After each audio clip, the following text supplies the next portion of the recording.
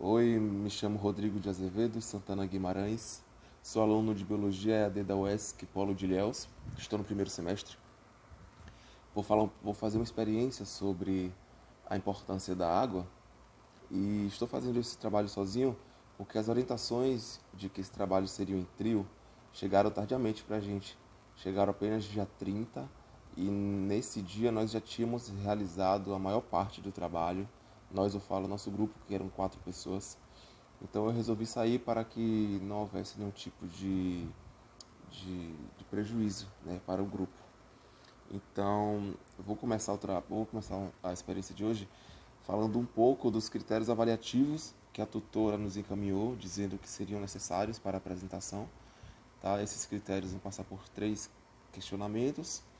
O primeiro dele é a importância da água na origem da vida e os estudos, né, do surgimento de vida na Terra apontam a água como fator primordial para que a vida surgisse, porque foi justamente no meio aquoso em que as primeiras moléculas orgânicas surgiram, essas moléculas se agruparam e esse agrupamento dessas moléculas conseguiu formar a primeira célula e por aí, por diversos outros fatores, se formou então a primeira vida.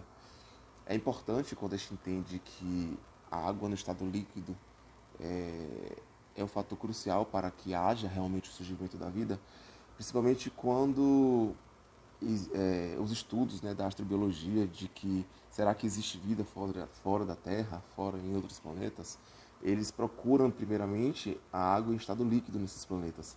Então, daí o fator crucial, né, para que haja o surgimento da vida. E a água não é só importante para o surgimento depois da vida feita, no nosso corpo humano, por exemplo, dependendo do nosso grau de gordura, dependendo do sexo, da idade, a água tende a constituir de 60% a 80% do nosso corpo.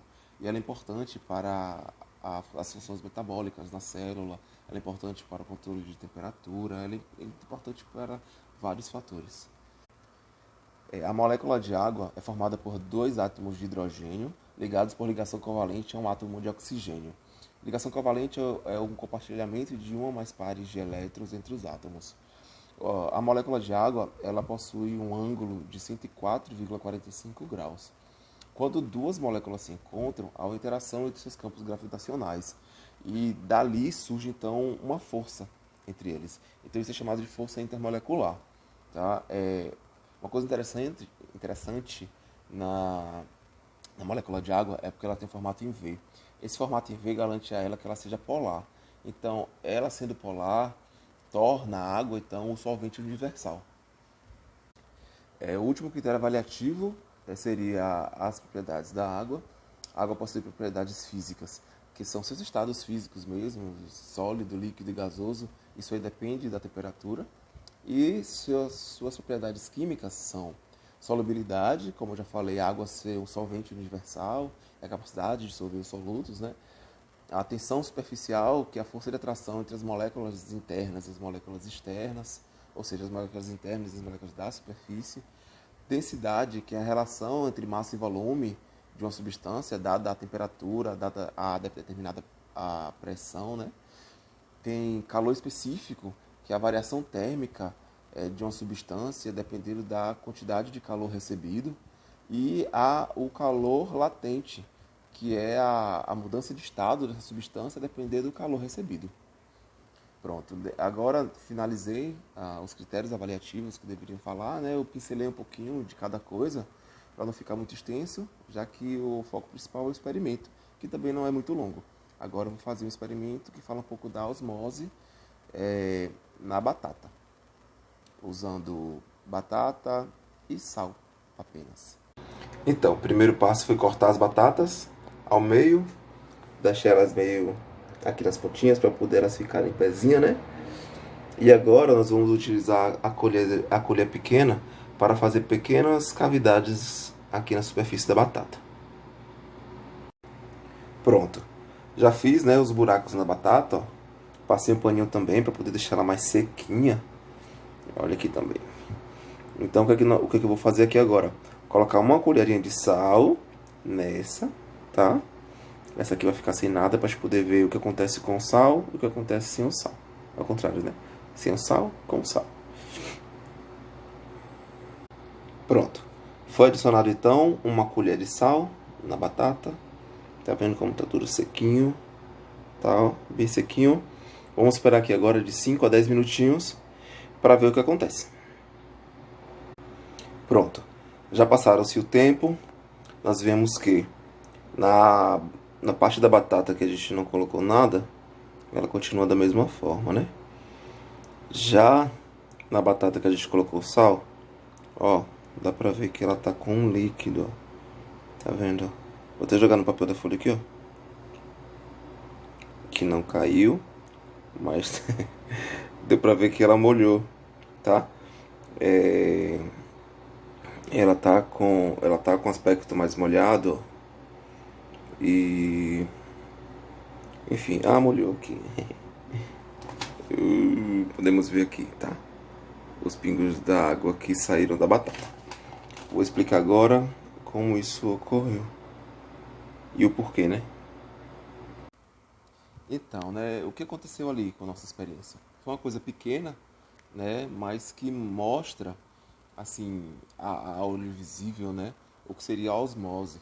A osmose é a passagem, né, do solvente, que nesse caso a água, do meio hipotônico para o meio hipertônico. O que seria esse meio?